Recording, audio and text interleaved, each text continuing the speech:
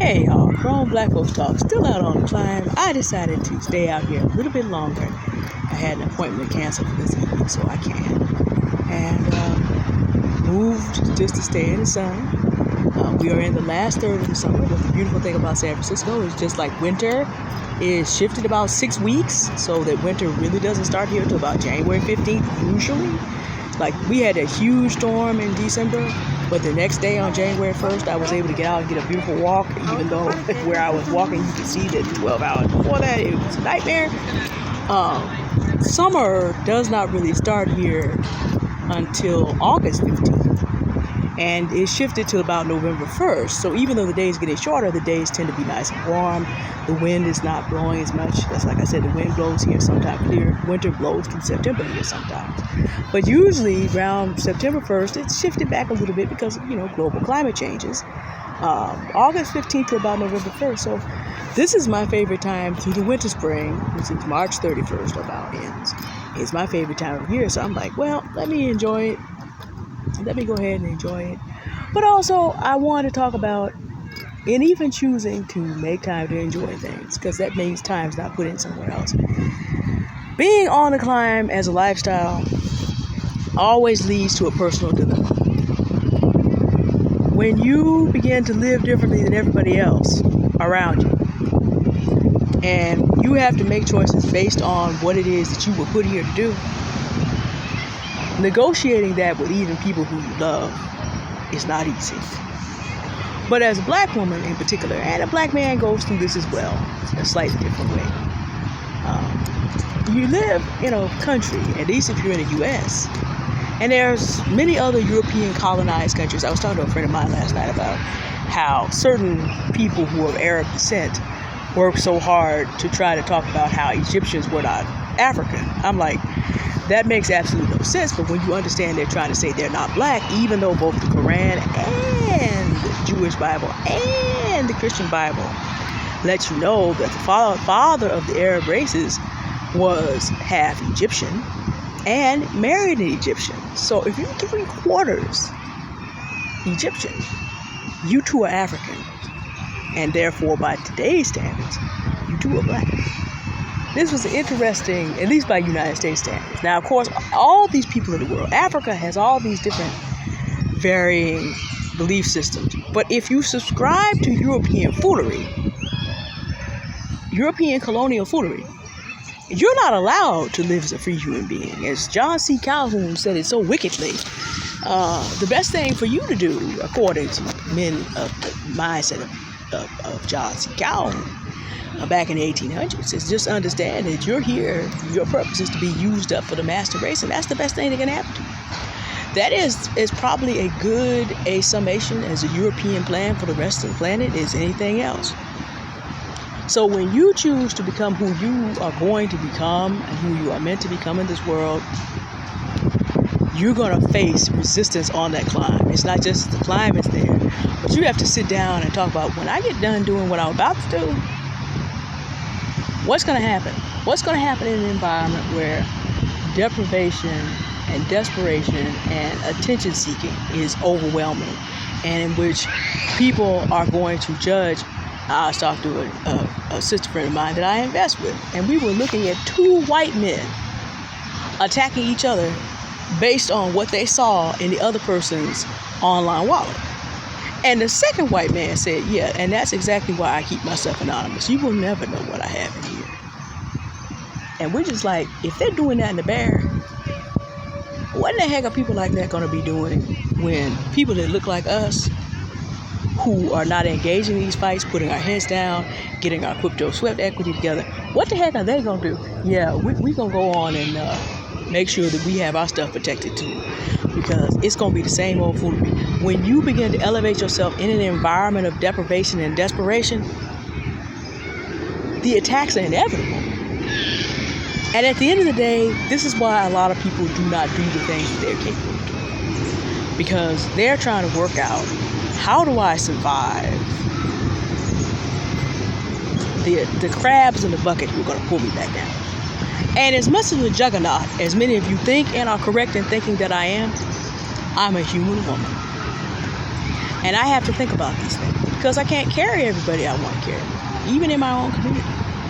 I certainly can't carry people outside of the community who think of me as just a chattel escaped anywhere. So, and then you think about, you don't know what your relationship with people is going to be like unless you walk with them through multiple situations. Every 10 years, 16 and 42 is 26 years, about 10 years, I go through the kind of losses that I sustained in the spring. Maybe it was delayed a little bit by COVID. Every decade. Because people just grow in different directions, and because as Black people, we have not put a ton of time into talking about how do we negotiate these changes without triggering someone's abandonment trauma? How do we negotiate these changes without making people feel insecure? How do we negotiate these changes? And I'm not even talking about other races of people yet.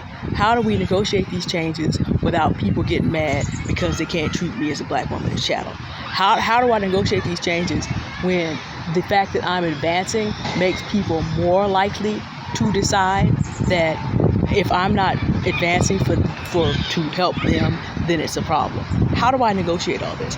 The emotional load of this, even if you have intellectual and mental strategies for it, is very heavy, especially on Black women, because we're asked to hold up so many different things. I had one of those disassociative moments today when I realized I'm setting up a filing system so that I can have certain files here, and then I can make sure that we have a filing system for the secretary that's going to use it on the other project.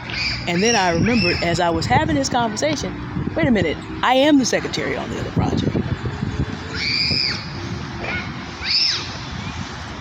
When you have enough stuff going on that you forget that the same person is doing the same things, that's the kind of situation that I'm moving back on as I'm getting ready to do some things that have more to do with things that only I can do.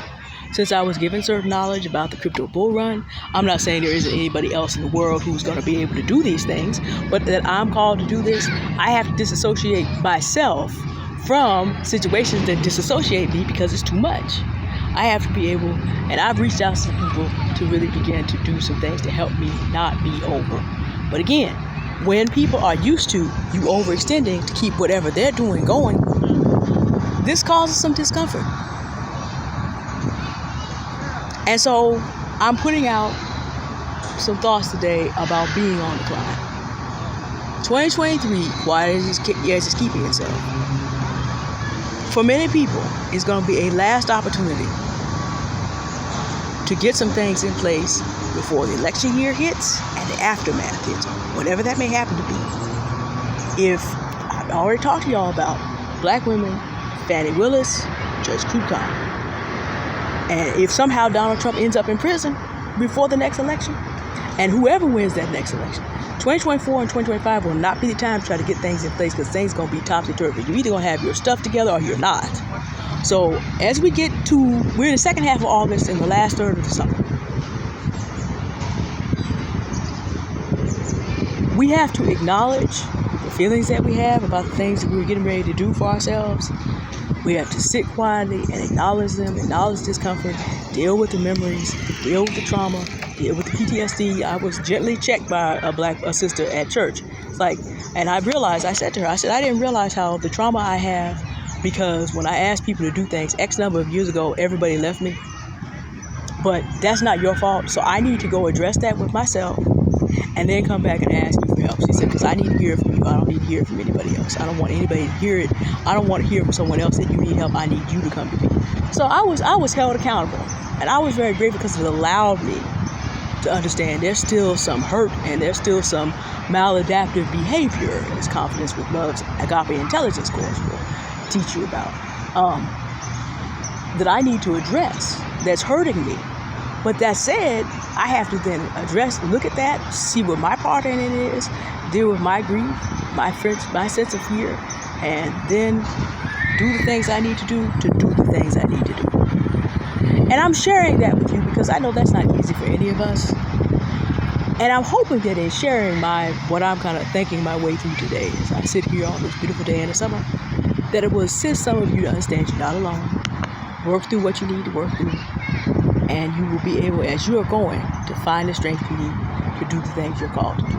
While we still have this relatively calm moment in 2023 to get some things ready for what probably going to be some pretty rough years coming up. All right.